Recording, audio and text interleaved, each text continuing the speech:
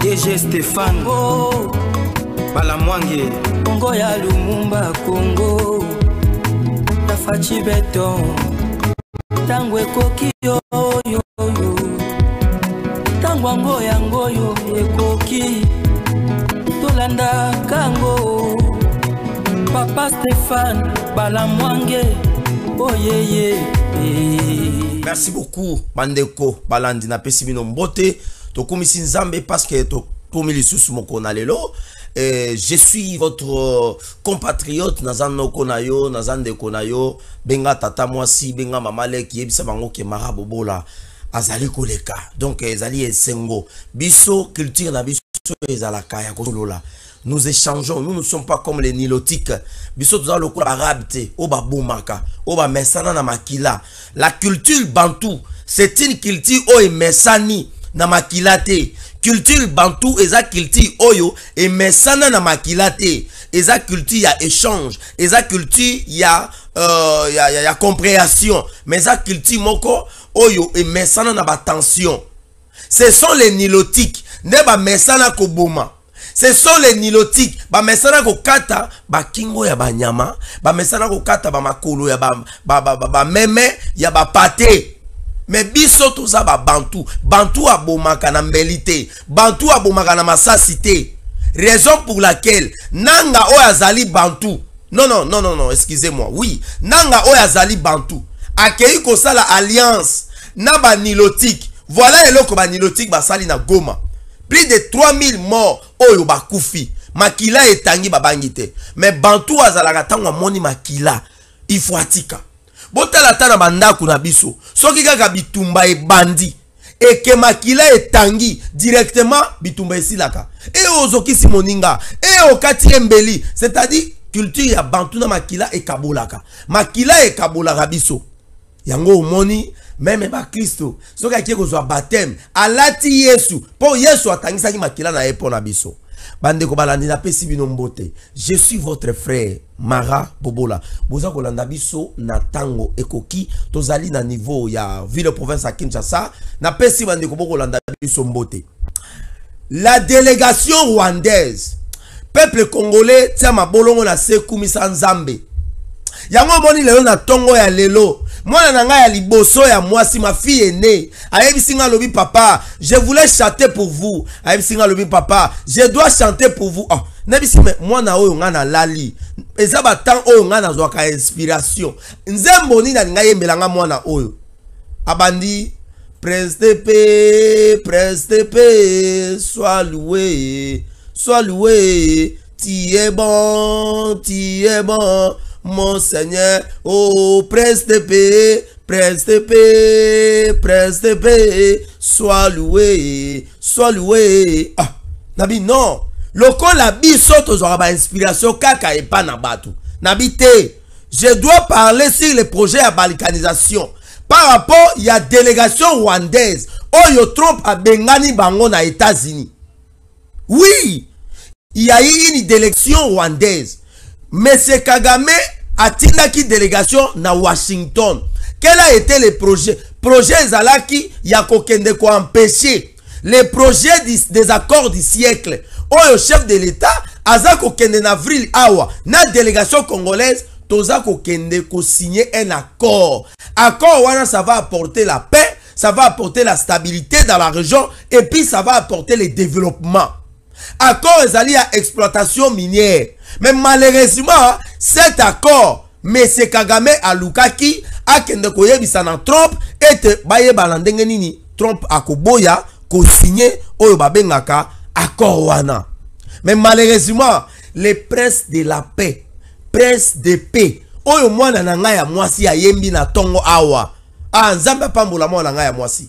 Que Dieu bénisse ma fille aînée. Parce qu'il y a une inspiration, le Dieu de la Bible, c'est un Dieu qui aime la paix. Parce qu'il est le prince de justice. Il est le prince de la paix. Et c'est à travers cette justice que les chefs de l'État, Azali Kokendeko Longa Bitumba Oyo. Nzambe Oyo Sambelaka. Chers compatriotes, Nzambe Oyo Sambelaka, chaque tongo, avant Obima, Otie Mablon la se, o implorer miséricorde à Nzambe. Olobi Nzambe, makambo ya Goma, natika ngona maboko na yo. Ce Dieu-là, Oyo Carlos Barouti Kassongo. Carlos Barouti Yambaki, ministre à justice. Moi, j'étais présent à l'église. On a imploré les miséricordes de Dieu. Tolobin Zambe, il y a une armée céleste et Ezali. Et aujourd'hui, cette armée Ezali ko sala musala. La délégation rwandaise, ba bengani bango les États-Unis. Yo oui, est-ce que les Américains peuvent chasser les Rwandais? Au moins, degré à manque de patriotisme. Osa kondimate que le Congo, nous devons aussi aller gagner au Babengaka accord de siècle. Mais accord au Toza ko signé délégation rwandaise, mais c'est Kagame accueilli à l'obi non. Ce qui n'a tiki Félix Antoine Tshisekedi Tshilombo a signé accord oyo. Félix est à cause de confiance oyo ngai ba démocrate ba pesa ki ngai. Quelle a été cette confiance? Na Rwanda atalisa simoko betate. Les Américains ba ye kozwa l'hymne de ces ambassades ba tie na Rwanda. C'est-à-dire il y a aussi le militaire américain. Même à Tabara civil, la plupart des gens dans l'ambassade du États-Unis, ce sont les militaires. Ce sont les Indiens qui ont bien revolver, bien munduki. Et puis, ayebi comment kushite. C'est comme ça que M. Kagame a dit non. Dans tous les pays où les Américains ont signé les accords directs avec le gouvernement, avec l'État, c'est-à-dire, Bambo Kawana Bazouaka, base militaire, il y a États-Unis, il y a Kawana. Pour sécuriser l'opération dans Bango, il y a comment exploiter les minéraux. C'est comme ça que Kagame a réfléchi à dire non, nous devons faire le tout. Il y a quoi empêcher et l'oko. Comment Kagame a fait? Suivez ça s'il vous plaît. Kagame et l'oko a contacté le premier ministre israélien, Benjamin Netanyahu. Mon frère, Oyazali à Israël. Ayebisi à Lobi et Sengeli au Sungangai de manière à ce que accord Oyo RDC Azoli n'a signé. Je m'excuse, Azon n'a signé na États-Unis accord Wane Salamate. Benjamin Netanyahu c'est bon. En retour, l'Israël va gagner quoi? Kagame a lobi non, mais biso tous en avons minéraux. Nous avons des minéraux. Toko banda ko zoba minéraux et puis toko memelango yo. C'est comme ça que Benjamin Netanyahu alors bon, je vais essayer parce que Benjamin Netanyahu a compris que la politique qui a Trump est d'abord les Américains d'abord. Les intérêts américains, le développement des États-Unis, la sécurité et asseoir la grande puissance des États-Unis. C'est comme ça que on a Trump accueilli pour la Zelensky que non ati kabitumba avec monsieur Poutine. Alors bi mutura garder place naïe. Russie aux alliés puissance militaire. Nga États-Unis aux alliés première puissance. Togo la na yoni. Nga na za première. Yo za deuxième. Togo la nini. Yo so lingo zo place na wana de place Togo bebala. C'est comme ça que Trump a sali nyoso bitumba ya Russie na Ukraine et s'il déjà. Parce que Zelensky ils sont parvenus à signer déjà un accord, un protocole d'accord. Et c'est dans ce sens que M. Trump pense aussi à finir avec l'accord, avec la guerre en République démocratique du Congo, en Rwanda. Aller dans ce sens-là. Je ne sais pas si je me fais comprendre. Maintenant, lorsque Benjamin Netanyahu a accueilli pour envoyer ça Trump, Trump a dit non. Cette histoire, tu vas après. Quand Trump a répondu à la question, il y a un journaliste qui a utilisé. Ozomon lobbying n'engezala. Tu veux bien que Trump a causé là nama solo. Alors point de presse wana atezo concerné magamonabi sauté. Tous les journalistes m'ont tindi. Tu veux bien c'est quelqu'un qui poser question. Trump a répondu à mon ça en lobby. Makambo ya Congo c'est grave. Je ne sais pas si vous vous souvenez. Makambo ya Congo c'est grave. Et nous allons en parler ça après. Voilà les moments. Voilà les moments, chers compatriotes. Et moment oyo. Mais c'est Kagame a empêché. Atindi Benjamin Netanyahu a échoué. Parce que Trump a eu ni acte à l'objet qui est au côté de la Sima. A quelqu'un utilisé le président turc Erdogan. Si j'ai bien prononcé le nom. Le président Erdogan a utilisé ABC lobby et c'est Ngelo qui travailler. Le même accord au bisoto signé qui n'a eu. Ngai mais c'est Kagame n'a qu'au doublé. N'a qu'au doublé l'avantage de la Turquie. Sur les alakés que par mois, n'appelle ça par exemple 50 tonnes il y a cuivre, 50 tonnes aux alliés à cassiterite, 50 tonnes il y a cobalt. N'a coupé ça yo par mois, 100 tonnes il y a cuivre, 100 tonnes il y a cobalt et puis 100 tonnes il y a cassiterite. Erdogan a essayé, ça n'a pas marché. Mais ce Kagame a sous-quitté, il a utilisé Emmanuel Macron. Le col a yena Emmanuel Macron ba bien. Parce que l'accord au ezalaki ya Union Européenne, motazalaki porté ya proposition dans la commission ya Union Européenne. C'était la France. C'est la France qui est venue avec cet accord. Ba officialiser en et mbongo o ebandai comme na Union Européenne, ça passait par la commission, mais ba délégation en ezalaki une grande partie dominée par les Français. C'est-à-dire que la France, après à perdre avantage à Mali, ou à Tchad, na Burkina Faso et consort, la France a tourné ma canon na Nyoso na Est République démocratique du Congo. Yango monita motokenda qui même na magamotali francophonie na Paris. Le chef de l'État azala qui privilégié té. Macron attend même pas magamuza ko na Est. Macron le dit OK, d'accord. Moi d'ailleurs avec le président Trump, ça passe bien. Je vais parler de ça. Ça y est, Congo va signer accord wanate. Accord wana aux États-Unis ont signé na RDC va signer en côté. Parce que bah bien que ceux qui kaga États-Unis andimi ko signer accord wana. Je vous dis pas ben nga ezalo quoi la balle du match. Ezalo quoi bozu penalty na 93e minute. C'est-à-dire ceux qui vont marquer, c'est fini pour gagner. Ceux qui vont rater, c'est fini pour perdre. Et les Rwanda, bah bien que ceux qui biso Congo Tokei to gagner encore alors la guerre de l'Est, les Bertrand Bissimois, les Nanga, les Sultan Makenga, les Kabila et consorts, Batouana Nyoso, Bakulela. Et voilà aujourd'hui, M. Kabila avec M. Nanga, M. Bertrand Bissimois, va échouer dans le projet de balkanisation. Yango moni na loba qui est que le projet de balkanisation a échoué. Tala na ba zone où ezali ba zone de tension. Qu'est-ce que le Rwanda est en train de faire? Au moment où Azali Kosa la exploitation et la mine, en même temps Azali Kosa l'opération remplacer Congolais par Rwandais. Le col a déplacement et Salami a déplacement de guerre. Yaba, comment on appelle ça? Oui, le déplacé de guerre. Bazana Kaya Mugunga, Bazali na Niragongo, ba localité wana nyoso ba bazate. Rwanda zozo moi population na ya muke wana. Azoya komema wana ba localité wana. Pona koluka koloba eke lobby ceux qui makambo ko marché basa la benga référendum et compte à la niveau ya conseil à sécurité à Nations Unies et puis ba déclarer ba benga indépendance ndenge Soudan du Sud na Soudan du Nord basala yango moni na lobby na tongo na yebisa kibino ke Dieu est un prince de justice, Jésus-Christ est un prince de la paix, Jésus-Christ est un prince de justice. Les lois de justice c'est ça sala makila ya bakoko izako gang délégation américaine délégation au ezali à Rwanda na États-Unis ba bengani bango. Mais ce Kabila a mis des moyens, Katumbi a mis des moyens, mais ce Nanga et Bertrand Bissimois confusion et koti awa naza koloba awa batu nyonso oyo Kagame a utilizaki pona kokende koyebisa na Trump yeke moyen ezate oboya ko signer accord wana ba bengani bango. Les Américains ont dit nous sommes fatigués na ba ventir na bino. Parce que les Américains travaillent avec de preuves. Les Américains ne sont pas comme les Européens. Les Américains sont qui preuves ezate bagondi malika mozolo bate. Yango omoni ba yebisaki M. Kagame balobi yo za koloba qu'il y a des FDLR na Congo. Est-ce que Togo ko mona ba FDLR wana?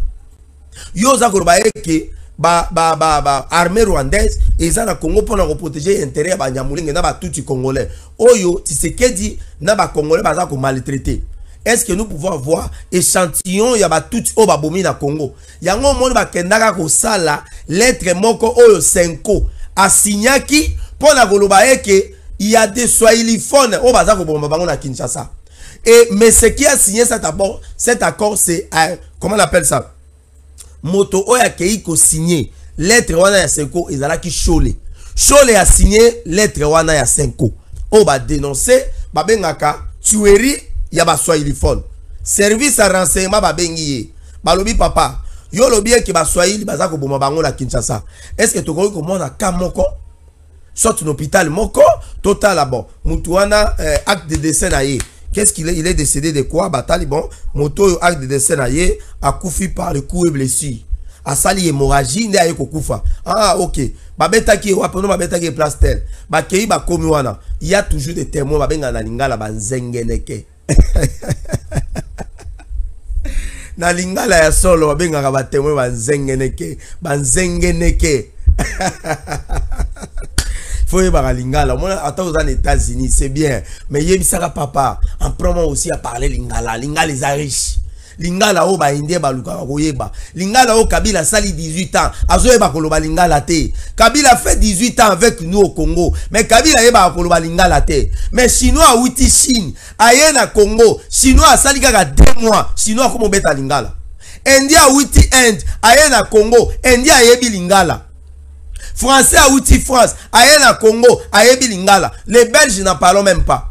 Biso to zayi na professeur na biso moko azaki belge. Sora lobi lingala. Ozana ye place morote. O kantapna ke o mongala. Lingala na penza ya bakanza ya kala. Yoko kamata kpanga na nga okolia ka bonga na ola ndenzala. Yoko tama kamoga moto moko abolema. Yoko tama kamoga moto moko mutu na ye bakata batango soki wa otala bomondele. Mais Kabila a fait avec une 18 ans. Kabila a eu les problèmes d'intégration. La langue ya lingala, Kabila yeba ki yangote. Est-ce que Kabila yeba yi chuluba? Moto bajiba muloa. Moto bajiba muloa. Ça c'est bien. Alors, chers compatriotes, voilà un peu ce qui s'est passé. Monsieur Nanga, Monsieur Bertrand Bissimois, confusion et koti. Après que Bengana Bango na États-Unis, projet na Bango est échoué. Le chef de l'État en avril, awa. Fati Béton, j'aurais déjà appris. Nazoye bisana service ya aviation ya chef de l'État. Bongi sa avion mokonzi ya mboka. Ezo a déjà ali. Parce que na mois d'avril, toza na mi pepe. Na mois d'avril, tozo kende États-Unis. Pour na ko signer accord. Accord wana komemela biso kimia. Accord wana ekozala pour na exploitation ya ba minerai na biso. Oui, Mobutu aussi a fait ça. Mobutu a pris la Gécamine. Après ça, qui a pas américain. Mobutu a pris une partie, il y a un minerai na biso. Après ça, qui est américain. Et c'est ce qui a fait que Mobutu a ça la 32 ans na pouvoir. Tant que Mobutu a qui na pouvoir, n'a pas consola qui na est. Mouzé a commencé avec la guerre de Simba, na niveau ya ba physique, na et consort. Est-ce que ça avait marché? Ça n'a pas marché. Les Américains ont venu, ont pourchassé les Rwandais. C'est comme ça, on dit que le même personne, au va pesa ki Mobutu Kimia, de la même personne va créer, au va bengaka, mais c'est Kagame, va pesi mbong, on a mis solo, va zui musée, va il faut benga la mouton à pouvoir. Et aujourd'hui, M. Kagame est par terre, azak aussi la on a comme ça la déclaration pamba pamba. A comme le chef de l'État banago teka pizza. Oui, même si le président congolais vendait les pizzas. C'est le passé d'une personne. D'ailleurs, nous devons saluer le courage du chef de l'État.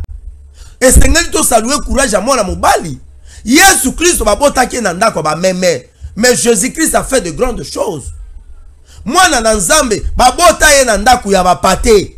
Nana ngo ko linga ke ba bote nanda ko ba pate et puis akende ko koma mokonzi. Nana ko pe songoluana. Mais Dieu est un Dieu de la grâce. Ngolu na nzambe kendaka ko kite pa na ba oyoyo ba lingi. La grâce de Dieu est insondable. Yo Kagame, tokoloba makambo yo salate. Mais si notre président avait vendu des pizzas, nous sommes très fiers. Toza fiers na passé à mokonzi ya mboka na biso. Toyebi parcours na ye. Akoli na limité, bakei kisa, bakei ya Belgique, ezali exil politique, akomi kuna lokwa mwana mobali, azo luka luka. Azalaki faiblard. Ce n'est pas comme toi qui étais rebelle. Obana côté kaba bambinzo bamakala na Uganda. C'est comme ça que Museveni va recruter un américain ba yoko sala bosali coup d'état au bengani ya Biarimana. Et aujourd'hui, nous sommes très fiers du passé à président Nabiso. Bon ngai marabu bola oyo. On a teka ba loso, na tuta ba loso, na tuta ba café. Mon père m'a appris ça. Moi j'ai élevé les animaux. Na bokoli ba nyama, ngana papa na paix à son âme. Na yebi ko boko la ngulu. Na yebi ko boko la soso. C'est grâce à mon père. Si ko lobi songi na komi pe mo konza ekolo. O yebi sanga ba no boko la ba meme. Ça c'est ce qu'on appelle la bassesse, n'est-ce pas? O ba benga la bassesse. Ozangi loka ko lobo komi ko attaquer mutu na ba vie privée. Il a déjà compris que na perdre déjà guerre. Pour avancer le sous. Oh non, baza soki à 700 et quelques kilomètres na Kindu, mais non. La province de Bukavu, na province ya Maniema. Non, la province de Sud Kivu, na province ya Maniema. N'est-ce pas? Ce sont des provinces frontalières. C'est tout à fait normal de lancer quelques kilomètres. Et ça, le gros, la moutazana Sidou Bangi, na moutazana Nord Bangi. Ceux qui moutazana Nord Bangi, qui alignent à côté Sidou Bangi, il y a des kilométrages. Il y a des kilométrages. Alors, bande confusion et koti entre Nanga na Sultan Makenga. Sultan Makenga, l'objet qui est objectif nabiso, et ça, il Kinshasa. Notre objectif est d'aller, il y a aussi la dialogue na Kinshasa. Il y a un moment où on va annoncer dialogue na Angola. Bango va sepelaki. Balobi voilà, tu sais qu'il est tombé dans notre piège. Parce que même Bissimois avait parlé de ça. Bissimois lobby, tozoaki décision, stratégie, yako pousser, tu sais qu'il dit azala yako déchoir option militaire pour la repousser na table de négociation. Or, la table de négociation bazoni ngako kende na Luanda. Ezali table de négociation tozaki nango na Nairobi.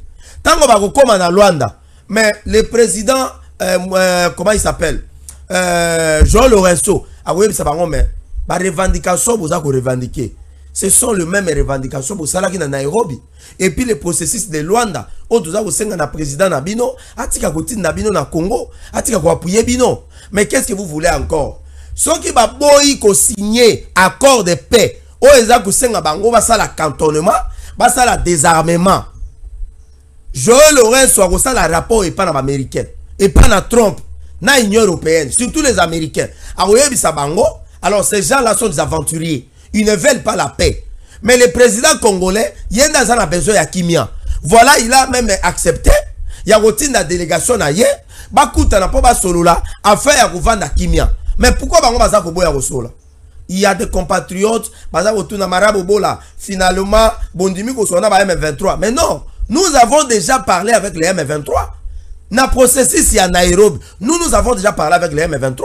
La délégation congolaise. Je ne parle pas des chefs de l'État. Je parle de la délégation congolaise. Et cette délégation représentait le président de la République. Représentait la partie congolaise. De la même façon, la délégation rwandaise. Rwanda et représentait Nani, mais c'est Kagame. Au moins, il y a aussi mis touche dans petit carré. Et vous avez wangana. So wangani ba kopé son carton rouge. Et chers compatriotes, boye bakayango que kokende na Luanda, c'est la fin de Kagame. Il a été piégé. Il est tombé dans un piège le la mona mouké. Il y a quand ça le roi lobby que oui, les M23 avec la délégation de Kinshasa, maraba osola kuna que ça n'a procédé à Nairobi. Non. Et que ça n'a été. Yango moni madame Tina Salama, porte-parole chef de l'État, a rappelé lobby que oui, nous prenons acte. Tous acte, il y a annonce, il y a médiation, il y a angolaise entre la partie congolaise avec la délégation de M23. Mais il y a déjà une procédure qui est déjà préétablie. Les procédures, alors la procédure de Nairobi ainsi que de Luanda. Avec la résolution 2773. Où les gens qui sont M23, babima la Congo. Et M. Kagame, ils ont des sanctions. Biso to vanda kakawana. To vanda wana. Donc, chers compatriotes, beaucoup aussi que Kagame a échoué et il est déjà à la fin. Et bientôt là, Bitumba ezana goma aussi là. Motako sabinote. Bitumba le aussi là. Yango moni nanga na Bertrand Bisimwa na Makenga confusion ekoti. Nanga zolo ba ifoto ya Kinshasa. Bertrand Bisimwa zolo ba que non, biso tozaki na besoin de négociation. Yango to poussaki Tshisekedi sur le plan militaire. Que nous tous ville à Goma, na Bukavu pour la pression. Oui, ils ont réussi peut-être leur coup, mais coup na bango ne balu keli bango. Bagoye bisa bango bozo na processus à Nairobi. De l'autre côté, Sultan Makenga à confondre Nanga contredire Lobi. Non, notre objectif n'est pas d'arriver à Kinshasa. Nanga, je vous rappelle que les 25 le bago aux à Kinshasa. Les 25, les lots toza les 13, je me trompe pas. Toza les 13, n'est-ce pas? Pierre, toza les 13 les lots. Nanga toza les 14. Aujourd'hui, nous sommes les 14. C'est-à-dire dans 9 jours, tozo zelayo, au sala meeting na Kinshasa. Nanga, tozo zelayo, dans 9 jours, c'est les 25. Oh, la kaki ba kinois, que no yona ba rwandais, bogoya ko sala meeting ya na marti, toza ko zelayo, les lots dans 9 jours. Nous vous attendons. Au moins, il y a pas de bimi na mandefu. Bon, il y a mon Congo, il y a rouge. Oko Sambo. Sambo wambonga kala nouveau Zaï. Kene na mona zando. Bali ya ngon dimat. Merci beaucoup. Bandeko balandi. Tapé Sibino Longonya. Bobo Sanate. Yako s'abonner à la chaîne Nabiso. Bobo Sanate commentaire na mino. Oyazana information. Yako pesa. Benga biso na plus de 143. Plus de 143 voilà. 84 26 76 238. Les numéros ya Marabobola. Bokozwanga imoko personnellement. Bengabiso, pesa information, Bengabiso dénoncer ce qui se passe, nous allons dire ça. Tondimi Moussala Oyo, ils a pour la Mboka, ils a pour la Écolo. Autre chose, dans le prochain numéro, ils allaient par rapport, il y a une nomination et salami dans le ministère et mine. Le président de la République a interdit la nomination, a interdit la signature, il y a arrêté ministériel, a interdit la permutation, a interdit la mission de service. Mais dans le ministère, il y a mine. On a nommé les gens dans le service, on a coordination, ils ont technique, il y a contrôle, dans Marambo État, mine. Kuna na CTP, quelque chose, CTPCM, voilà. CTPCM. On a nommé les gens là-bas. Le 21, le président de la République a instruit que nous avons la réduction, il y a train de vie des institutions, et puis, mouvement est ça la maté dans une aucune entreprise et puis dans un aucun ministère, même dans un secrétariat et ça la maté. Mais dans le ministère et la mine, on a défié le chef de l'État. Toza osenga na madame Toulouka. Maman et sengelo ça la contre arrêté ya ministère wana. Signé décret pour la hôtel mais arrêté wana. Tozo senga na yo signé décret pour la hôtel mais arrêté wana. Comment on peut avoir le courage à kokende que ça la insubordination vis-à-vis la parole la chef de l'État. Mais va vous respecter bisonné. Et puis batoza ko nommé, ce sont les gens de l'opposition. Bato bazali ko teleme na mokonza mboka, o bazako uta na parti ya matata, ce sont ces gens là bazako zo ba poste kuna avec des salaires de 11 000 $. Tozo senga na madame Toulouka, premier ministre, arrêté wana et sengelo sala décret pour la ko teleme la yango. Donc, les Congolais Moussoussou, bazana ba chômage. Il y a de ces gens-là, banda botama, à 6 classes d'âge à 25 ans. 10-50 ans, Moussa les a raté. A comment gote kaso ibilo koni. Bangonde ba kota armée. Bino banana, bino, ba kende go sala ba cabinet. Ça c'est n'importe quoi. Bubongi samboka. Bubongi samboka, développement et quota. Alors, ce que vous n'avez pas na bana go sala ma pata entre biso na ba anzelo. Pour mes atte Tosuki wana, à la prochaine. DG Stéphane Balamwange Congo ya Lumumba Congo Tafachi Beton Tangwe koki yo